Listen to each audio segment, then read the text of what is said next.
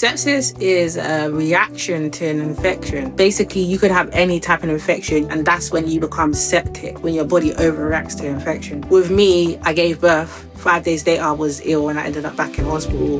That is Khedidja Teape, a mother of 4 whose life changed after postpartum sepsis following the birth of her twins led to a septic shock, a coma, and multiple amputations.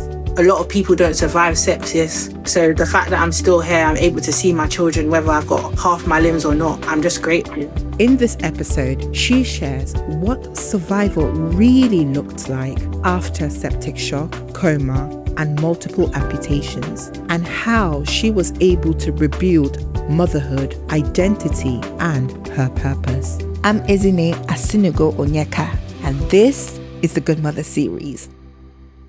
How are you? I'm good, thank you. How are you? I'm good. I'm actually, okay, funny thing, yeah. I'm pregnant. Oh, congratulations. Thank you. And the baby can come anytime. Oh, hopefully not during this. Absolutely not during this, because what? I'm not even ready. I'm not even packed. Actually, that might go viral, so. Listen, I don't want viral. I want survival. I just need to survive this pregnancy. That's all I care about. Is this your first child or? No, second. Okay. But this one, I'm actually really chilled with it. Yeah. Like, probably after because you the know what to first. expect, yeah. Yeah. Are you having a girl or boy? You know. It's a girl. And do you have a girl or boy before? I have a boy before. Oh, I have a boy first and I'm done. Yeah. That's what I said. And then I had twins. Wait, well, listen, you can't just throw those surprises in. I'm so excited. Okay, cool. Let's start from the beginning. Let's start by getting to know you a little bit about who you were before a child came in. Tell me about your upbringing. What kind of girl were you? What's your vibe? So I would say I was a bit like an introvert. Like, I'm comfortable around my friends, but I was like very shy. Growing up, I was very like timid. If adults would speak to me, it would be like one word answers. So yeah, unless I'm actually comfortable around you, then I'll be me, but I'm very like to myself. That's how I would say I was growing up. In school, I was fairly a good girl. Used to get in trouble for maybe chatting and stuff, but I was a good child overall, I would say. How would your friends describe you when you were in school? They might describe, the people that actually know me would say I'm a vibe, like I'm funny. Yeah, and like I'm a good friend and I'm good. I have good morals of a friend. I've always been told. Oh, that's lit. That's lit. Okay, so at what point were you aware that like people saw you like differently in terms of, okay, cool, I'm a bit of a different kind of character. I'm a bit quirky. I'm a bit of a vibe. At what point did someone you be like, yeah, I'm different and I kind of like it? I would say my teenage years. Like, that's when I started, like, I was going like parties and stuff from young and like getting into these raves that were fake ID. And I was like, I was kind of in my teenage era, like rebel era, where I was just like party and live life, basically. So that's when I noticed like I'm a vibe and I had a lot of people around me as a vibe. And so when I became pregnant for my first son, it was a dramatic change because I was still young and I was still doing the vibe and party. So it was like a big change to be like mum. And I had to obviously jump into mum mode quite quickly and quite young. So at what age would you have your first? 18.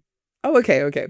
But before we even jump into you becoming a mother, so it's very funny, this show, because a lot of people that come on the show are not used to talking about themselves. Yeah. It's when you talk about yourself, they're thinking, huh? Like, and that's why I wanted to create it, because, you know, when we become mothers, it's all about our children. The stories become about them. And there is us. We are important. Our story is important as well. So I'm not leading into the children life yet. We'll get to that for sure. But I want to focus on you, Khedidja, directly. Okay, cool. Before motherhood, what did you believe life would look like? I didn't really have a concept of that. I think I was just like living every day as it comes type thing. I didn't really feel like I had a purpose. I was just, as I said, I was just living. Living a good life. Yeah, and then I lost my mom at 16 as well. So that changed my whole mentality of just like living. Like, I kind of was in grief mode, but just like living and not actually. I think that's when life got serious for me, and it took me a lot to like grow up quickly, whereas some people haven't gone through that because they've had their mum all throughout. So I lost my mum at 16 and I had my son at 18. So from losing my mum not too long after I had my own child, so then so I hadn't really had time to be like a teenager, I would say, as such. I was like And school. also like processing as Yeah, well. processing. So that's why a lot of my stories about being a mom, because I feel like that's all I've really been. So now, like, even going through what I've gone through, it kind of put me in a place where it made me realize that you can't just do up mom. You have to find you as your own self as well. And I think that time away when I was in hospital for the 9 months made me realize that, okay, I'm away from my kids now. This is the time to actually understand who I am as a person. So I'm still on the journey of trying to find out who I am, separated from a mother.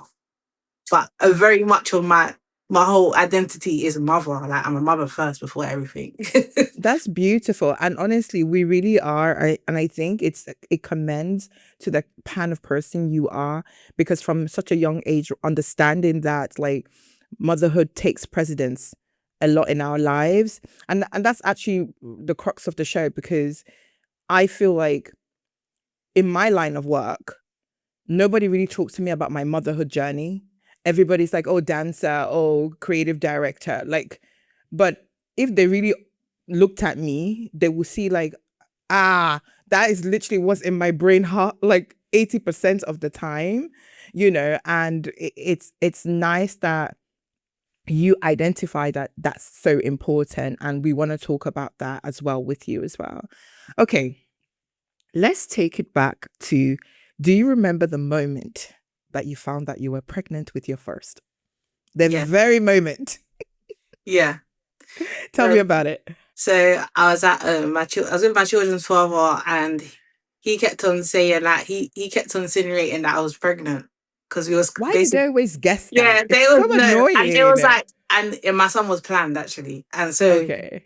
it was like, he was like, I think you're pregnant now, and I was like, well, I've done tests before and I wasn't pregnant, so when you are actually pregnant, you don't believe it. But when you think you are, you're not. So I was like, he was like, yeah, I think you're pregnant. And I was like, I don't think I am. So he actually went off to the chemist, not round the corner from his grandmother's house, because we was at his grandmother's house at the time. And he came back with this Clairview test, and he was just like, do the test. And I was like, No, do the test. You're pregnant. Get yeah. this test He's like, done. I know you are. I know you are, but let's just confirm that I've bought the test. There you go. And I was just like, okay. So I went into the toilet, done the test, and I was like really feeling unwell. I had like really bad stomach pains. Um, so he was like, just, I feel like you are. So then I done the test and then it came up. So I went into the room and I didn't look, I gave it to him. And then he was like, I told you so, as soon as it came up.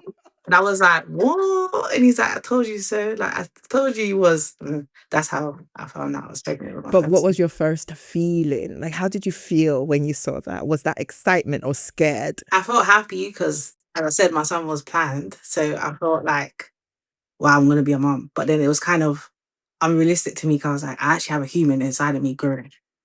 Like, And when so they I was, start moving, yeah, so I was like so cautious. I was like, I didn't know how to feel. And I think I did go and like the next day or so to like an early pregnancy scan. And then I was like, yeah, it's like, confirmed you actually are pregnant. Like, the baby's here. So yeah, it was excitement. and so, because obviously I've been reading about your journey regarding your amputation and stuff. How did that align with the pregnancy? Was that with that pregnancy, or this is No. just something? So that's my first pregnancy that I just spoke about with my son. My son is 13 now. Oh wow. He just turned 13 last month. A So I got a teenager. teenager, a whole teenager. Oh And then my gosh. yeah, so he's in year 8, second year high school. I got the second one, which came 6.5 years later after him. She is 6, and yeah, she's in primary school still. And then I had the twins, which was the amputation after the amputation. So number 3 and 4 are the twins, and that's where the amputation has happened after them. So I had 2 normal children and pregnancies before. Oh, okay. No, it's good to know. But first, let's talk about teenage life, please, because you need to give me a heads up. Heads up. How old's your How is child? he's 3, so I've got 10 years to catch up. I've I've got a journey ahead, but I want to know, what is it raising a teenage boy? Oh, it's a lot. So like with my son, he actually has ADHD as well. He's been diagnosed with ADHD. So like he's always been like a happy-go-lucky, happy child from young. Like he was very smart. He was talking like 1 year old, like full sentences, very early on. Um, so but he was just always an energetic child, like can't keep still. So when he was in primary school, he started a new school and it was like, oh, we feel like he might need a bit of like one-to-one help just for focus. Um, so then he got that and he managed to get EHCP plan. So but he wasn't diagnosed with anything. They just gave him an EHCP plan, which is actually very good because it's hard to get one. Even some people with diagnosis struggle to get that.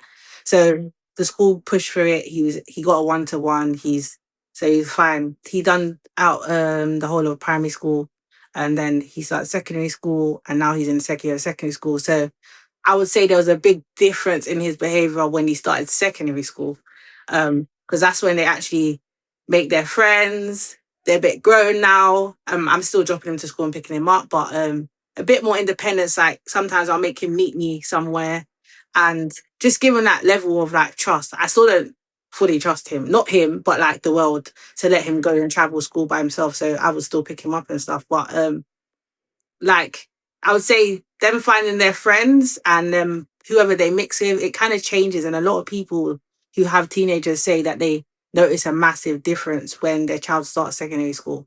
So yeah, other than that, yeah, there's been a massive change. And he's just a boy's boy. So he's like a gamer, football. That's all he cares about. He's itchy into football. He used to play for Juventus under 13s team. So he's really good at football.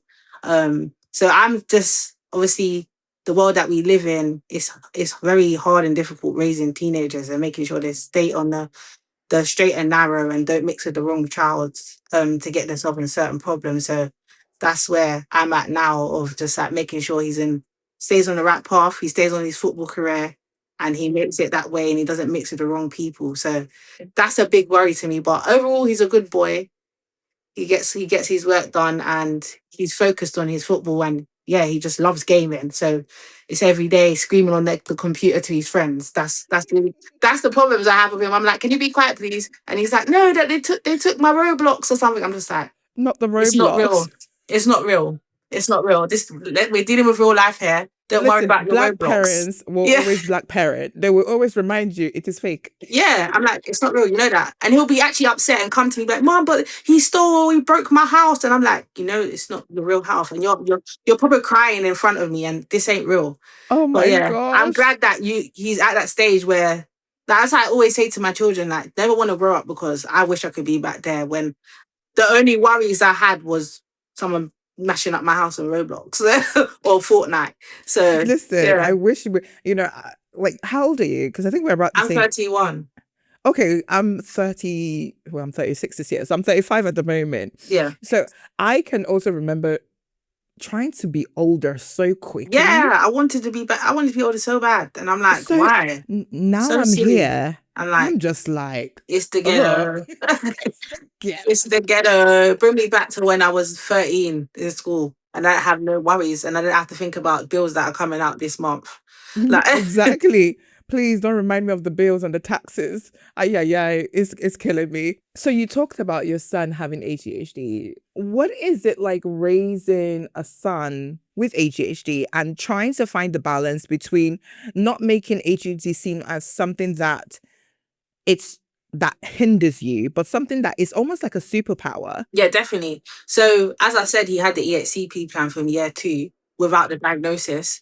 So, the diagnosis he's only had it for maybe about a year now since he started secondary school, and I did that on the basis of him getting the help that he needs and him starting to understand himself. So I was like, okay, I didn't want to do that first because I thought it would just be a label on him, and I noticed it may help him growing up, because I know a lot of people grow up without the diagnosis and then when they get to their adult life they're confused of why they're the way they are. So once I got the diagnosis done for him and he understood that he had ADHD, it made him understand who he is a bit more and feel more comfortable with him and him within himself. And I would say he's not hard to deal with, but like as I said, the focus, he could get hyper at times. he doesn't like to focus on the task for too long unless he likes doing it. I might say, can you go downstairs and get this? And he'll come back and be like, Mom, what did you say again? And I'll be Exactly. like, That is what? me. So I'll be like, seriously, I just told you. Like, and he'll go downstairs and then bring something completely different. I'll be like, I didn't say that. So stuff like that, like his memory, him getting overwhelmed with stuff. Like, I can't tell him. I'm a type of person, I can do like 500 things at once. But if I tell him to do one thing, he's got to do that one task and then finish it. So I've learned to, now I have his diagnosis, I've learned to, and I've done my own research, I've learned to deal with him. So I don't overwhelm him. And I've also made him have a safe place. So if he does feel overwhelmed, he can say, Mom, I'm feeling overwhelmed by this, and we can address it. So kudos on you. I love that though. I love how you're navigating it, because obviously this is something like, especially in Nigerian household, they never believed yeah, in yeah, yeah. anything called ADHD. There's a lot of mums that don't see these things in their children, and then they grow up and they're confused of why they are. They don't understand themselves, and I didn't want him to feel that way. I wanted him Or to they're always shouting understand. at or Yeah, they're shouting at the yeah, children for and something it that just doesn't make any sense sense. because Yeah, it's that's not the way processing. they process things a different way. So I have to understand that he processes things a different way. So if I tell him to do two different tasks at once, that might confuse him. So now I've learned to not do that and tell him one thing and break it down for him. Where I might not break it down for someone without ADHD, I might just say it straight. But I'm saying I have to break it down for him and make him feel comfortable. Like, do you understand what I mean by that? So even if he does something that may be naughty, or I'll break it down for him and I'll say, do you understand why I feel this way? Or do you understand why you got told off for this? But I don't make it a thing of he just gets away with everything because he's got ADHD. I make him accountable for what he does. But I break it down for him and make him understand what do you understand why this is wrong. So I feel like, And I think that's the basis of ADHD for me as well. It's like understand logic. We use logic and it has to be like blocked in. If you try to go from point A to Z, we're just you're gonna like, understand. Yeah, like, you're gonna what you understand. mean? Yeah, yeah. Since he's had his diagnosis, I feel like he's better understanding for himself now. And like, even if he's feeling overwhelmed at school because of the diagnosis, he can say to his teacher, Miss, I feel overwhelmed, and they'll let him go outside and have like a 5-10 minute break and come back into class. So that's the school has also helped with that as well. So I feel like the diagnosis has helped a lot by him just having it. Hey, just a quick moment.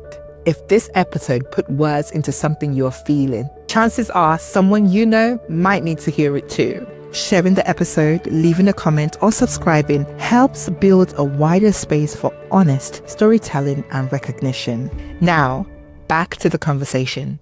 Let's talk about baby number 2, but I want to focus on the actual pregnancy experience, the delivery experience, what that was like for you for second child. Normal vaginal delivery. How was that? All three, even the twins. Yeah, yeah. How was it? Talk I'm to a me. strong woman. You're strong Black woman, holding it So down for all of us because I'm not. literally, I only have gas in there as well. No epidural. Like just gas in there. I feel like labour's not that bad. I need to know you with the Jamaican in you, because at this point, Yeah. really, My okay, so first labour was probably the easiest and the quickest, I think. My first day was about 4 hours. My second day was about 3 hours active labour. But the difference was with my daughter. So basically, I was at home on the 19th of August. My due date was the 23rd of August. The 19th of August, I was at home and I literally was feeling a bit of pain. And I said to her dad, I was like, my belly, I'm going to go in the bath because I'm feeling a little pain. So he set the bath for me. I went in the bath. I came out and I don't know, I had a thought. I was like, what if she comes? Because basically the 20th of August is my mum's birthday. And obviously, remember, I said my mum passed away. So this is the 19th of August. So I'm thinking, what if she comes? Like, even when I got my due date, I was like, what if she comes on my mum's birthday? So the 19th of August, I've gone in the bath, came out feeling this pain. And I literally thought, what if she comes tomorrow? Tomorrow's actually the 20th. And then, no word of a lie, she done this big kick. And then I was like, I was wet. And I was like, did I wet myself? I got up and then it sprayed out. I was like, this is my waters. And at that point, her dad had just left the house and said, call me if anything. So I literally for like 5 minutes he's left. I've called him. I'm like, my water's broke. He thought I was joking. He was like, I just left. What do you mean? I was like, I promise you, I'll FaceTime you now. Because I used to run little jokes like my water broke and it's not actually broke. He was like, no, Not the seriously. I was like, crying wolf coming yeah. against you. Yeah, he was like, no, seriously. So I was like, I FaceTime you now. Like, I'm not, I've stood up and it's just non-stop. Like, this is definitely my waters. So I FaceTime. He's like, oh my God, I'm turning back now. So he's come back. We've dropped off my son to my grandma's house. We've gone straight to the hospital. I'm feeling a bit of pain, but they said just walk around for a bit because there was a lot of other mothers in labour. Walk around for a bit. So I had her at St. Thomas's. So, there's like the bridge. So I like walked across Westminster Bridge and I started feeling more excruciating pain. So I was like, I feel like I don't want to have the baby on the bridge. Let's go back. So went back. That's a good Yeah, plan. yeah. We went back and then I had her. So they put me into a room and it was like after 11, maybe at night. And she was looking to come. And then she literally turned around. This girl turned around. Like just as she's supposed to come, she turned around. And there was like babies turned around. We're going to have to put our hand inside of you and try to get her to turn back around. No, I don't think she turned around. She moved her head or something. She went in an awkward position that she wasn't supposed to go in.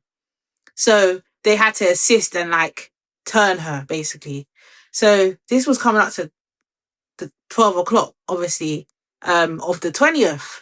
So she was actually, if she didn't turn around, she was actually supposed to come on the 19th because I was in labour. It was after 11, it was about 11:30. It would have took like a 1-2 push. She would have been out before 12. But because she decided to do this turning around and awkward herself, she ended up coming on the 20th at 12:26 in the morning. So she actually ended up coming on my mum's birthday. So that was crazy and that was very emotional for me because it's like I lost my mum and then my first daughter comes on her birthday. So How yeah, does that feel though? that feels great. That feels like I felt, I don't know, I can't even put into words how it made me feel, but it made me feel very overwhelmed with emotions when she came. I think the cry of her when after she came was like, wow, like it's like almost like a gift from my mom. She came on my mom's birthday, and obviously my mum and me were both Leos, and then me and my daughter are both Leos as well. So it's like it's Girl, crazy. you're gonna Yeah. make me cry on my podcast. I cannot tell. So yeah, it was definitely like it was like 1 in a million chance that she was gonna come on that day, and I always had it in the back of my head that she may, because as I said, her due date was the 23rd. So being my second born, she could have come. She came 3 days early, and she ended up coming 3 days early on my mom's birthday. So that was just a sign that my mom's here. With you. Yeah. Oh, that is so Yeah. beautiful. Oh, girl, you're about to make me go off crying. Oh, guys. I don't even think it helps I'm pregnant because I'm just an Yeah. emotional wreck every two Emotions and seconds. hormones just everywhere. Like, where's my tissue? Yeah. Where's my tissue? Oh, that's such a beautiful story. Oh my God, that's so wonderful. And do you see elements of your mom's Definitely. personality in Even my her? grandma says like how she is, like how she's sassy. She was like, that's exactly how your mum was. Like, so it's like, yeah. And I feel like my bond with her is different. Like, you don't have favorite kids. Like, I don't want to say I got favorite kids, but my bond with her is different. That's I all I know can when say. people say this, I don't have a listen. I believe my parents have favorite kids. I believe it. Now, it doesn't mean we I don't don't like prioritize the her, no. exactly. You're not But I have a prioritized, but there's different type of bond with her. And I feel like mm, because she was like 6 months when COVID hit as well, like that was really like being in the house, just she was a baby then, 6 months old. So like I really bonded her differently because I was in the house COVID, you couldn't go and be around anyone else. So she was very attached to me. I breastfed her for 3.5 years. Like, so our bond is different, like out of this world. And the only reason I got to stop her from breastfeeding was because I got pregnant with the twins. So like we are very close. Like everyone would say, like that's my handbag. So even when I went to hospital, that was very traumatic for me, like to be separated from not just my older son, her as well, because we were so close. So how she even managed to navigate that time without me is amazing as well. And she thrived. So listen, that is so wonderful. Just it's how you know, how everything aligns to give us like what we need. And I believe you needed your daughter to just complete your heart. Like my son, I needed my son at the point. As I said, my son was planned. Like, I felt like obviously the loss of my mum, there was a grief and there was a hole there, and like, my son filled that in a way, but my daughter completed it. Like, I feel you on that one. Girl, where's my tissue? Okay, so we're gonna now go into just understanding, first raising awareness of you had sepsis while you had baby number 3 and 4. Can you talk us through like what sepsis is, if you do know? Yeah, so sepsis is a reaction to an infection. So everyone thinks it's blood poisoning. It's not. That's not what sepsis is. Basically, you could have any type of infection. You could have a cut on your hand and it gets infected. Basically, your body tries to react and fight off this infection, and it overreacts. That's what it basically does, and that's when you become septic, when your body overreacts to infection. So with me, I gave birth. 5 days later, I was ill and I ended up back in hospital. Um, they thought I had a cyst that needed draining. It wasn't actually that, because when they did take me down to theatre to drain the cyst, that was clear fluid. So I kind of believed that there was some sort of something retained in my womb, which could be placenta or something that caused an infection, which obviously gave me sepsis and made me go into a septic shock. So it was something to do with my labour and my birth with the twins. But I didn't have sepsis during pregnancy because the twins got tested when they found out I was septic. They didn't have sepsis. So it wasn't during my pregnancy. It was something that transpired after pregnancy. So it's aftercare, postpartum sepsis, they say I had. So something after labour. Something, yeah, something after I gave birth triggered it for me to have Triggered it. sepsis. Yeah. And they say that I had something called strep A. That's what they say triggered my sepsis, which that is an infection which you can get either vaginally or like a cold or flu.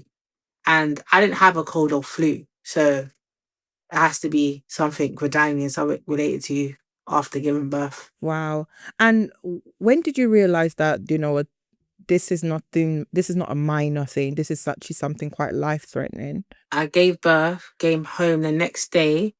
By day 2 of me being home, I started getting it in like very bad pains in my stomach. And when the midwife did come, I did let them know, and they kind of said, well, you've had a single baby, it's not the twins. You're going to feel this type of pain of your uterus contracting back. So I kind of listened to them. A second midwife came. I expressed my concerns again. Again, they told me to stagger painkillers. I was taking paracetamol. They told me to stagger ibuprofen with the paracetamol. So that's what I was doing. But then it got to day 5 where by like day 4, I started vomiting, shivering in bed. So day 5 was like, I'd called my nan up to the house and she bought like cornmeal porridge. And I ate the cornmeal. I tried to eat the cornmeal porridge and I couldn't. And I was like, no, this is bad. I haven't eaten properly in days and I'm breastfeeding. I'm so weak. I don't feel myself. It's more than just my uterus contracting back. So I remember just saying there was like a niggling feeling in my head. I tried to have a nap and I laid down and there was like a feeling in my head that was saying, don't go to sleep, call the ambulance. So that's when I picked up my phone. I tapped my children's father and I said, I'm going to call the ambulance. And he was like, do you think it's that bad? If you feel like it's just, your body, call them. So I called them and I explained to them I had babies 5 days ago and this is how I'm feeling. So they said they'll send an ambulance out. The ambulance was probably there within 20 minutes. They came and did my observations. My heart rate was quite high and my blood pressure was quite low. And obviously the symptoms I'm telling them, they said, well, we're going to bring you in. So they brought me into hospital and I sat in A&E, which I shouldn't really have sat in A&E. Should have been seen by the obstetrics team because I've just had baby 5 days ago. So I'm even priority right now. I shouldn't have sat in A&E. So how I sat in A&E for hours, I don't understand. But yeah, I was really ill in A&E. I was continuously vomiting. I was very dehydrated. So I was drinking water, but I was just vomiting it out. I remember like telling them I need a private room. I can't sit amongst all these people. I feel bad. So I managed to get a warm room. They put me on fluids. And yeah, I kind of don't really remember because I was in and out of consciousness from them. My blood pressure had dropped again and heart rate got faster. So they then put me to resus, which is like a more like part of A&E where they put a closer eye onto you. More, yeah, detrimental part of A&E. So I went to resus. From then they were having talks with all these departments because they wasn't sure what was going on for me. They were sending me for CT scans, etc. And in the end, they just ended up putting me in intensive care because they wasn't actually sure what was going on. Can I ask, was there a moment where the doctors had to have a real conversation with you about what might need to happen to save your life? So when I was in A&E, they asked me, I was in A&E by myself because my kid's dad had to be at home with the babies and he had to go in school run to go and get the other two. So I went by myself. I was kind of like, if anything happens, I'll give you a call. So they asked me if there's anyone that they can call. And I said, yeah. And I gave them my phone and gave him his number. And then they called him. I didn't know the conversation that they had with him, but when he's told me the conversation now and they told him what was going on, I don't think they knew I had sepsis at that point, but they told him that my heart rate is very high, my blood pressure is very low. And he was like, what's the worst that can happen? And then they was like, she ain't going to make it that night. So imagine he's at home with 2 newborns, 5 days old in his hand and 2 older kids, and he's been told that I might not make it that night. I wasn't really aware because I wasn't really, with it at this point. So I went to intensive care.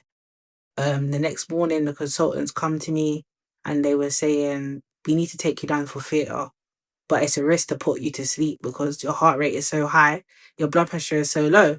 So even to put you to sleep, we got to sign consent form because it's touch and go right now. So I just thought, let me get this operation out the way because this is what's causing the issue. So signed the forms. I remember they were kind of like to my family, they were like to my family, like, what's your last words there? And they was like, what do you mean last words? Last word where? She's coming out of surgery. They're very negative, I would say. And anyways, I got pushed down to surgery and I remember saying to myself, I've got this. And then they do the countdown and everything went black. Can I ask, is this, they're taking you surgery and you're aware that, okay, at this point I will be amputated? No. They This was haven't just even. for cysts. This is just, Wow. they thought that the cyst was inside of my room was causing The infection. infection. Yeah. Wow. So that's what I've gone down to surgery for. Yeah, Nothing else. imagine. Yeah. At this Imagine. point, my palm started changing color a bit. My right palm started changing color and it went like red and it was very itchy. Very itchy. And I kept on itching it. But yeah, that's all. Nothing was black. So I went down to surgery and came out. When I'd woken up, I'd thought I'd woken up from my surgery. So I'm thinking I'm better now I've had my surgery. And I'm being told that I've been in a induced coma for a week.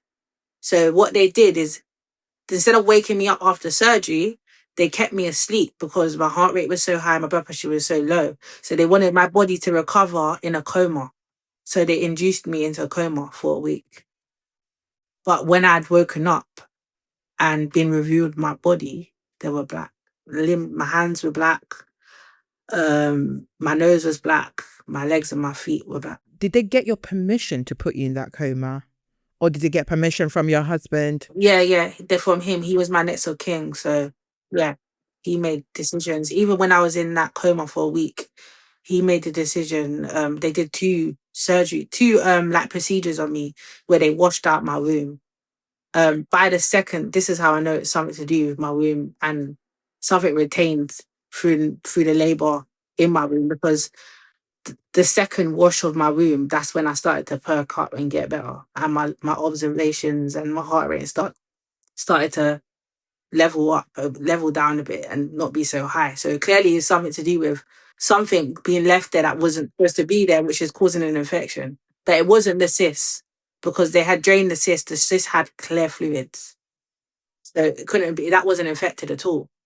So they washed my room twice. I really want to know what was going through your mind in the moment, not just as a woman, but as a mother, when you wake up and you see your body, your hands? I was like very drugged up because I'd been on a lot of drugs during that time. It was like life or death. So they were doing everything to keep me alive.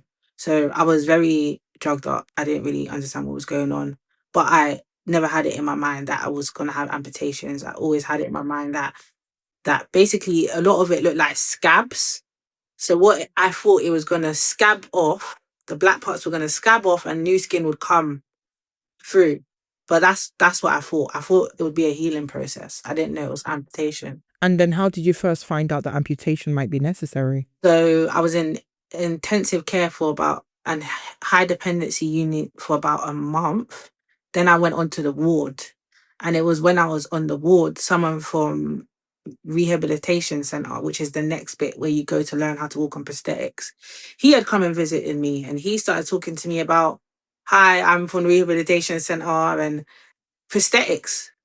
And me and my children's father looked at him like, prosthetics? What are you talking about? And then he had it in his mind that it's already been discussed to me about amputations, but it hadn't. So he literally come with this conversation with me, and I was unaware. That kind of threw us off. So the next day, I think he obviously reported back that they hadn't spoken to me and let me know what was going on. So the next day, the plastic teams had come round to see me, and they just basically confirmed, yeah, we believe these limbs are not gonna come back to normal, and they're dead. Wow. So yeah, that's how it was broke to me from the man from the prosthetics Not even hospital. from your doctors, like, No. wow. And then when they And how did that make you feel? I was very upset. I kind of like sent, and even my children's father sent him away. Like, yeah, we was vexed. We was vexed Yeah. because that's not the way you shouldn't be coming to us. They should have told us before you came to us. How are we talking about Exactly. prosthetics and we don't even know that is that amputation says? Nothing's been discussed to us.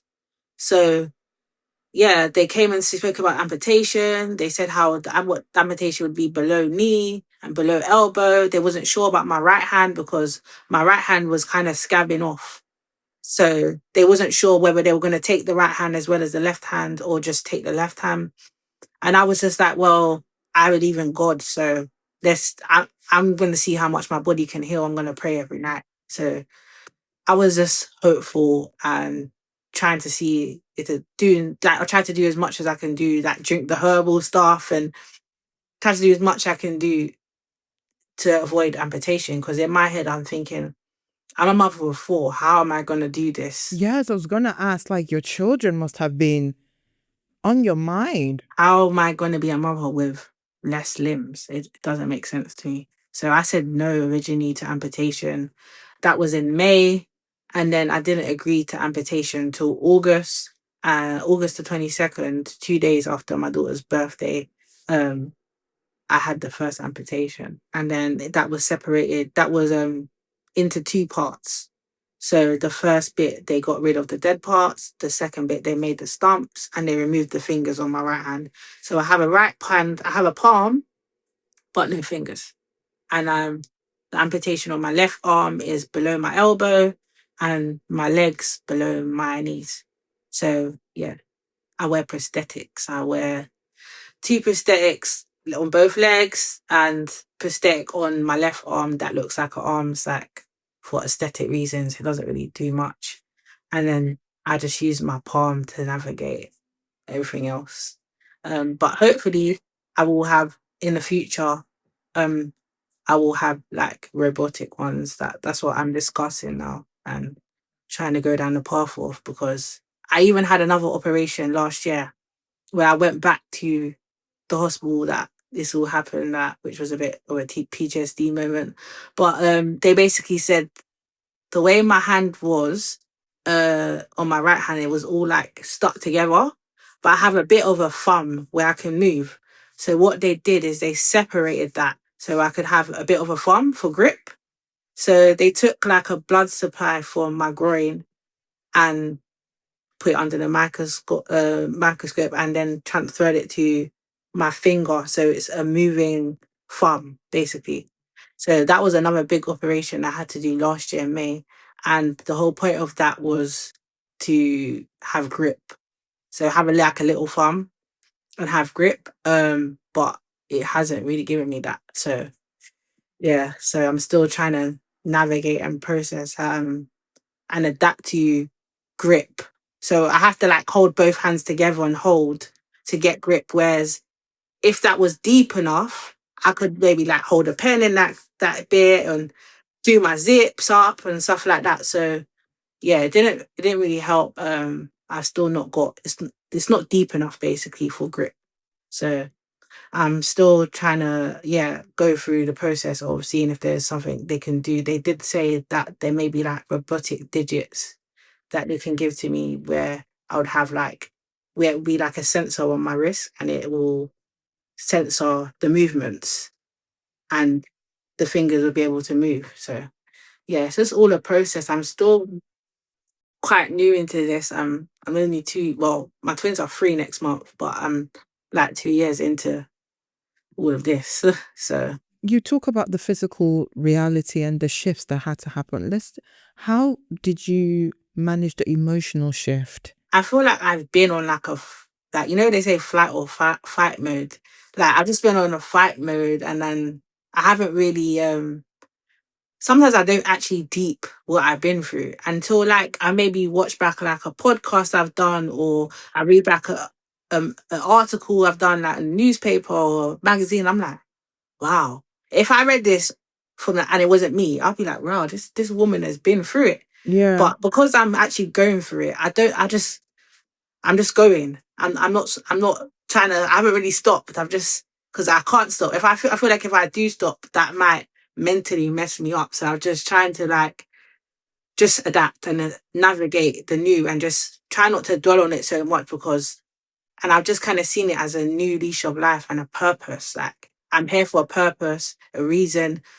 A lot of people don't survive sepsis. Yeah. So the fact that I'm still here, I'm able to see my children, whether I've got half my limbs or not, I'm just grateful. So that's how I've been able to navigate it, like emotionally, I think, and like mentally. I love the fact you speak about purpose because, we started this conversation and I was asking you about, who you were and stuff. And you were like, oh, I was just doing in my vibe and just do my thing. And it just sounds like you found your Yeah, now I lane. feel like I advocate for sepsis. I spread my story everywhere.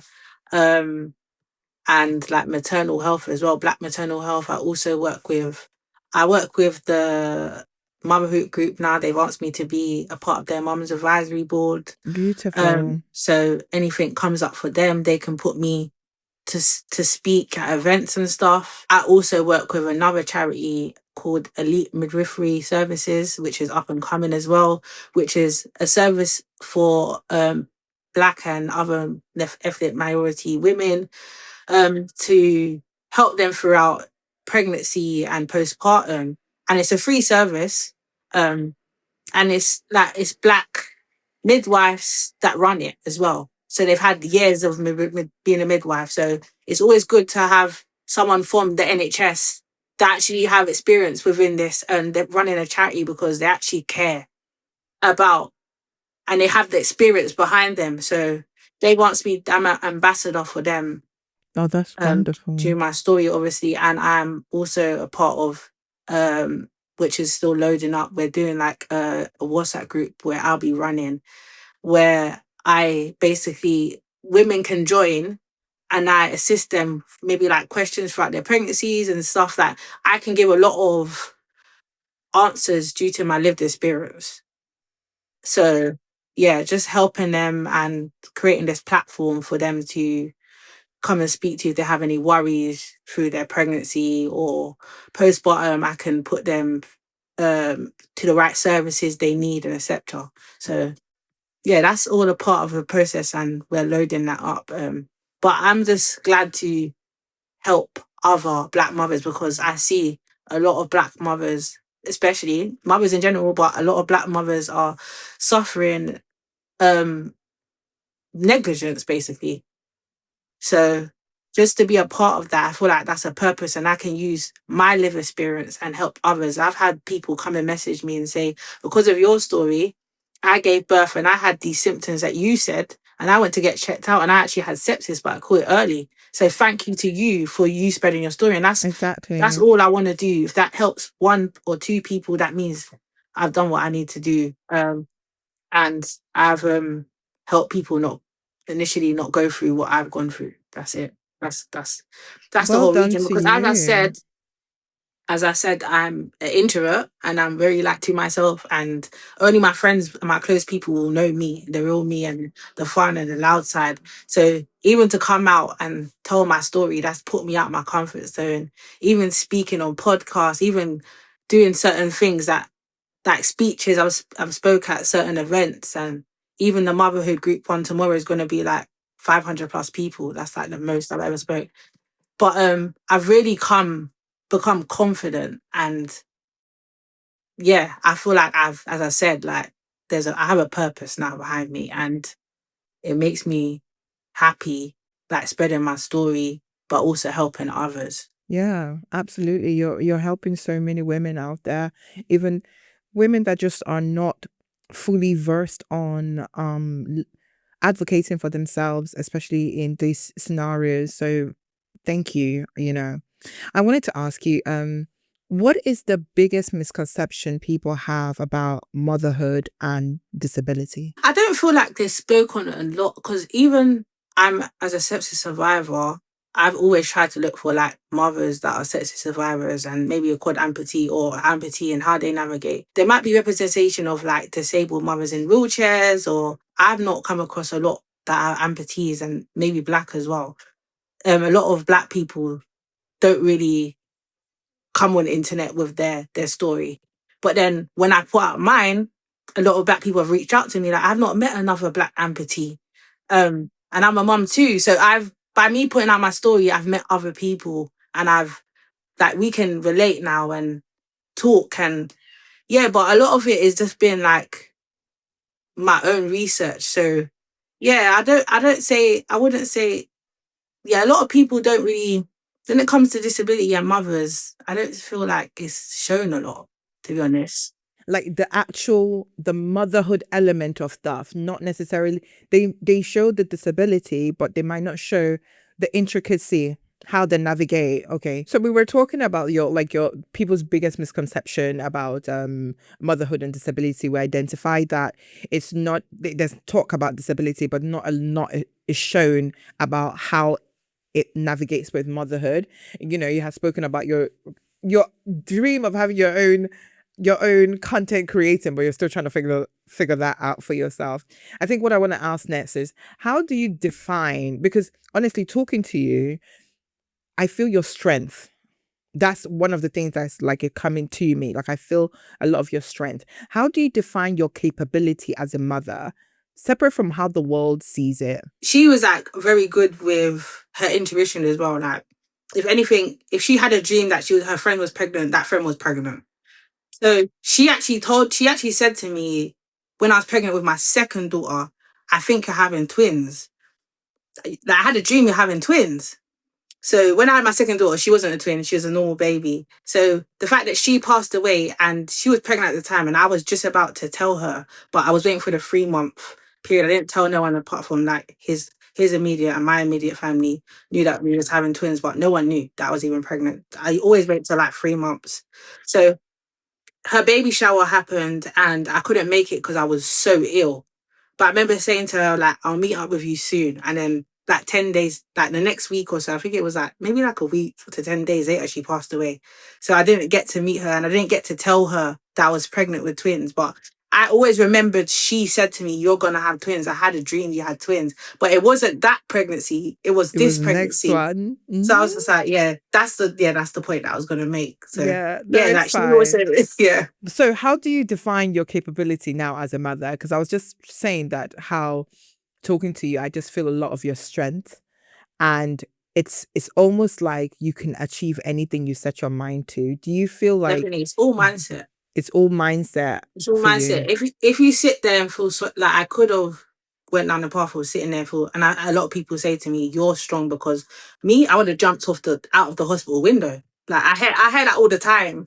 I would have ended myself. Like, and I'm just like, but why? Like, it's bigger than that. Everything happens for a reason. Like, I've learned so much lessons the last 2 to 3 years about so much in so much different aspects of my life, which I'm kind of grateful I've gone through this experience. I've noticed who's real from not, who I may have thought was my friends and not my friends. So much like has happened that it's like only this could have happened for me to realize certain things.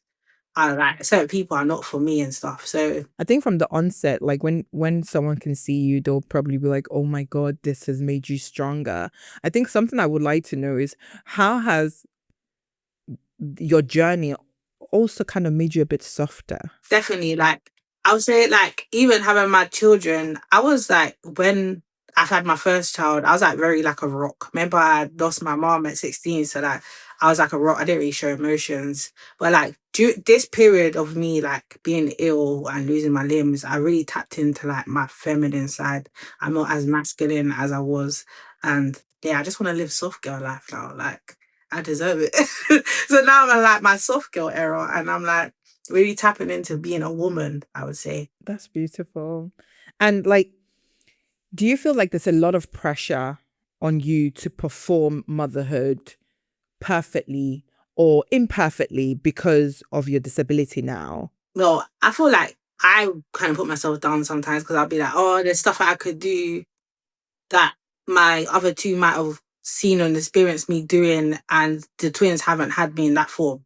So it's more me that I will look at myself and be like, but then I have to realize that I'm doing the best I can. I can't beat myself up for not being fully able bodied. I'm not. This isn't me. I've got to find ways around it. So, but no one doesn't make me feel away. Everyone always bigs me up, really.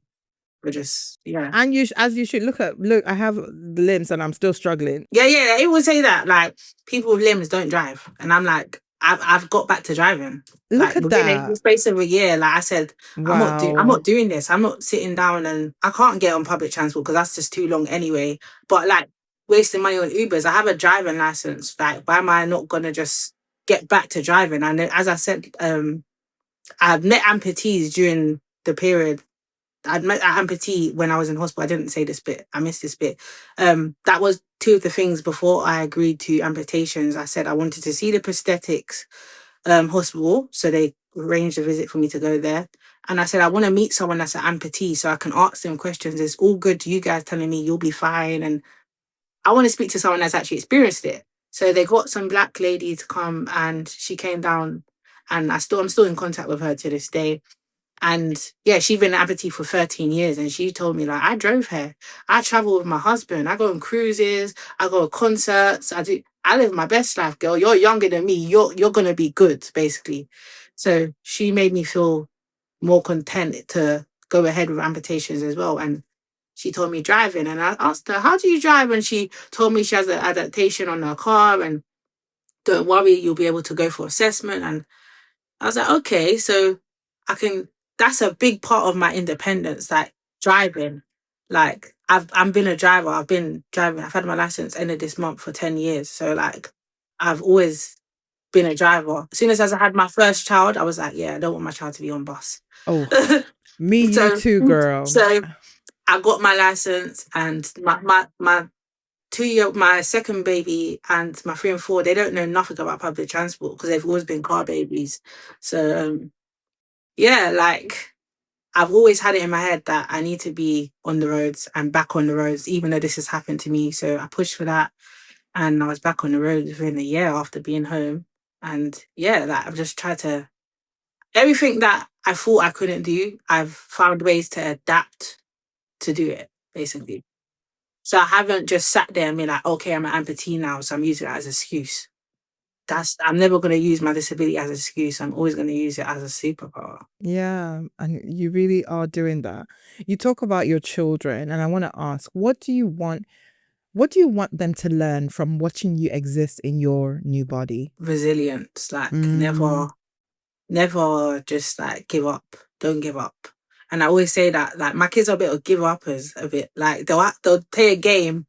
Like my older two, they'll play a game and lose, and they'll be like, "Oh, mama, I lost," and be upset about it. And I'm always telling them, you can't be like that in life. You have to try again. You might not make something might not happen the first time for you, but it's never too late to try again. Like, always have resilience. So that's what I want them to notice for me. Like, my mum did it with all the odds against her, and she still was the best mum that she could be for us. This is my favorite part of the pod, where we ask you, what is something people do or say when it comes to motherhood or disability that makes you think, please stop doing that? I would say when people act like victims, like if it was like disability. So like when people go on the internet and maybe like cry, as I said earlier in the podcast, like cry on the internet, like, yeah, be vulnerable, but crying on the internet, that's a pet peeve. What are you doing? Fix up. Like, then you literally set your camera up to cry. I don't mess with that stuff. I feel like that's very attention seeking. That's funny. Okay. All right. So we have some moms who have written in for you and just want to get your advice or your understanding of what you think this person or what you would do in this person's shoes. Yeah.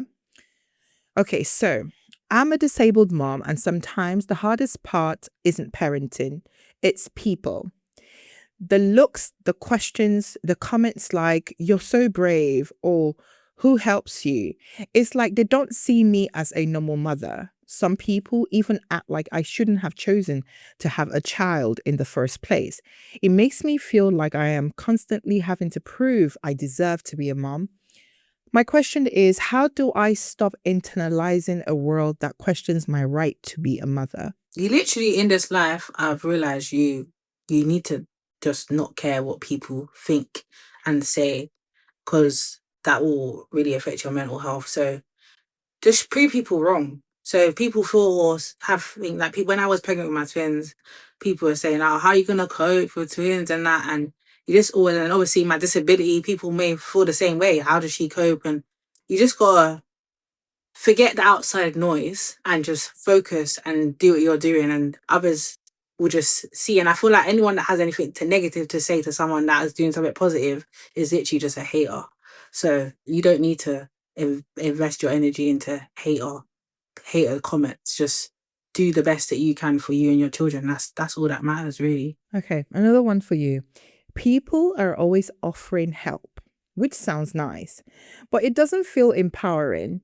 It feels like they've already decided I can't do things for myself. Sometimes I want support, but I also want respect. I don't want to be handled like I'm fragile.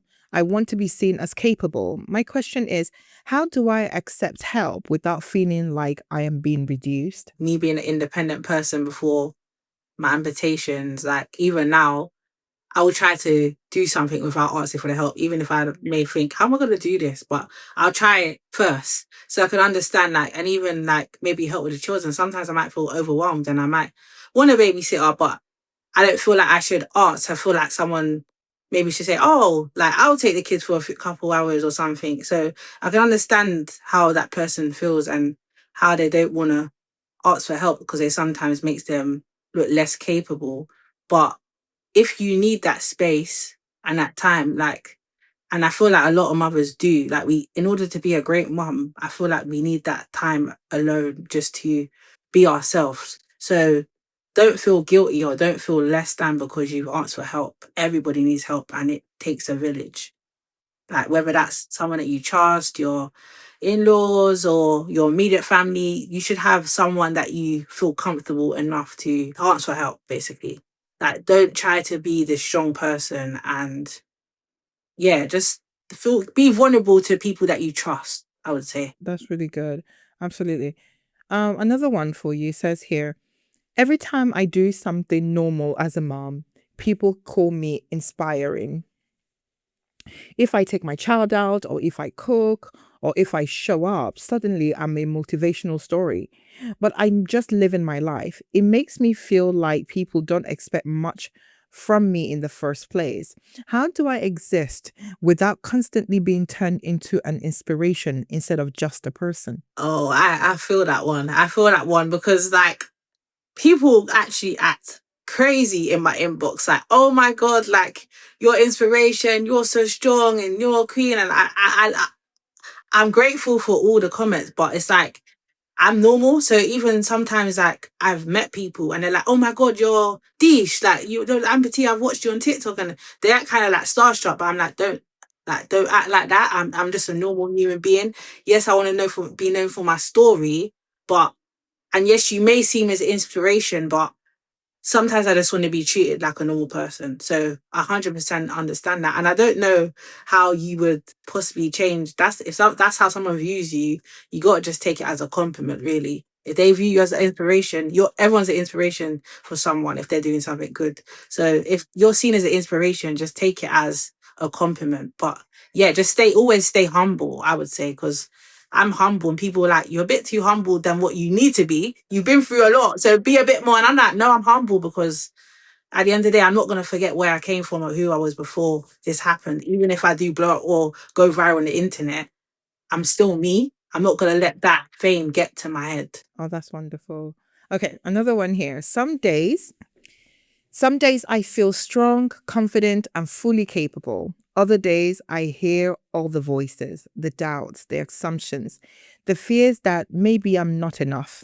And I hate admitting that because I don't want my child to ever feel like I doubt myself. How do you silence self doubt when the world keeps feeding it to you? So that's just a normal thing. Like, no one's going to have a happy day every single day of their life. We're always going to have down days. So that's normal. It's just how you feed into it. Yeah, you can have a moment and be sad, but just know that don't try not to feed into that emotion, and because that can cause depression and other stuff. And so for your emotion, if that means that you have to have a nap and just like wake up and with a completely different mindset, that's what I do. If I'm feeling down, I'm like, you know what, it's my time to go to sleep. I want to come back with a different mindset when I wake up because I want to feel more refreshed, and I might not tackle this problem now, but let me just nap and I'm gonna wake up and I might feel a bit better. So yeah, I would definitely say that just don't feed into the emotion. Everyone has down days. No one's life is Even the richest person is having problems. Everyone's having problems. Life be life and for everyone, but it's how you navigate, and just don't let life beat you. Beat life. That's Honestly, it. because Yeah. what? That's the only choice you have. You have to beat the life, Yeah. man. Beat life. I love that. Yeah. And then the last one here for you says, my biggest fear isn't motherhood itself. It's that my child might grow up feeling like they have to take care of me. I want them to be free, to be a child, to live on their own life fully. But I don't know if the world would naturally place that responsibility on them. How do I raise a child who feels love, not burdened, to look after me? I understand that because obviously my son's the teenager, so out of all my children, he's the one that probably helps the most with like the younger siblings and stuff. And yeah, I feel sometimes like I obviously ask for help from him sometimes, and I don't want to feel like my disability is a burden to him. So yeah, it's always natural as a mother to feel that way, but you raise them as well. Like you put your all into making sure they're here. So that's a part of their life to help you also.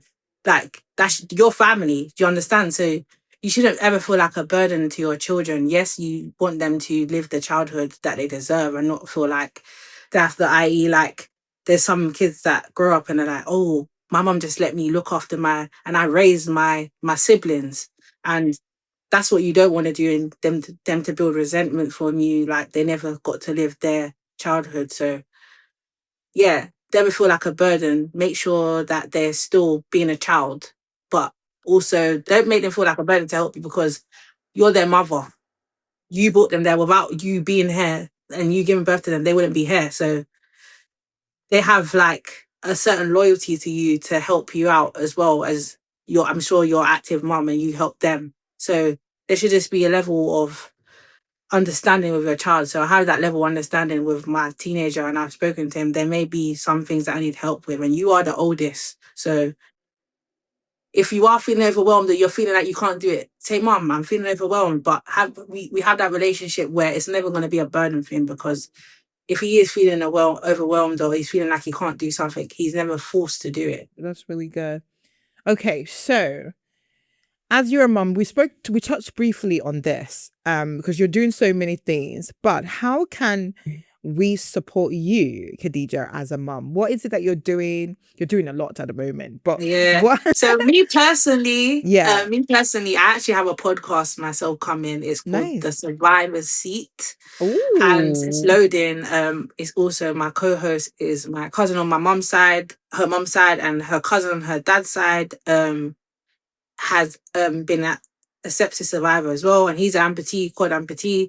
So we're doing a pod together where it's basically good to see from his point of view as a man, and obviously my point of view as a woman. We're gonna get people on. The concept of it is called the survivor seat. So the concept of it is getting people on with like stories as crazy as ours, like how they've turned it around and they've found purpose in their story, and they put their pain into purpose.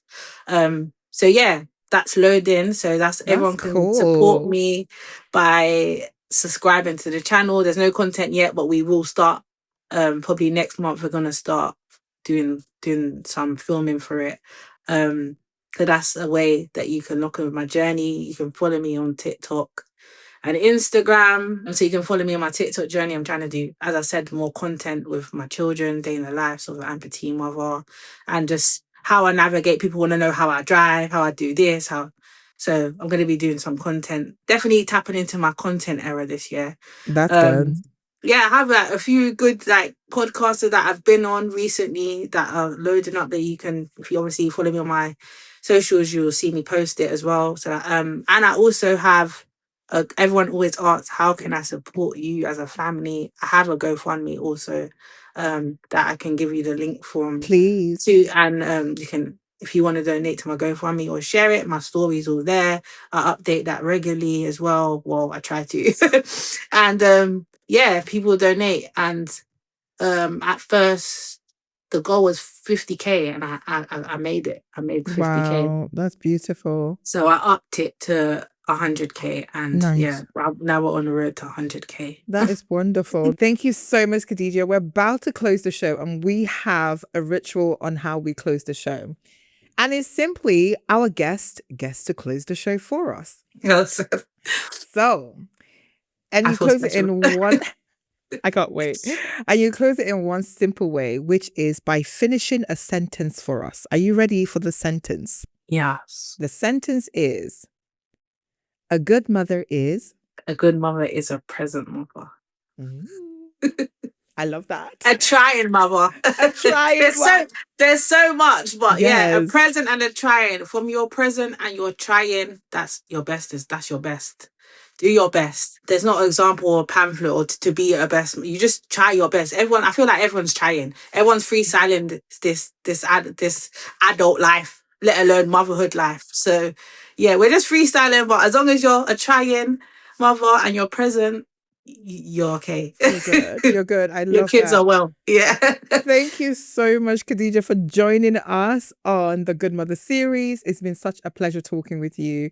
You have been so warm, so open, so inviting to share your experiences and your journey, and I'm so grateful to have met you. I hope we keep our relationship open. Most definitely. Everyone always thinks that, like, even when people message me, they're like, "Oh, you replied." I'm like, I am normal. I'm humble. Like, I'll always stay humble. Listen, I'll always we're now one because we're friends. Twins. We're cool now. We're cool now. We're veterans. Thank you so much. Yeah. If today's conversation resonated with a change you are living through, consider sharing it with someone who may recognize themselves in it. You can follow the show wherever you get your podcast as we continue building an archive of honest, culturally rooted stories about identity, body, and becoming. I'm Ezinne. See you in the next episode.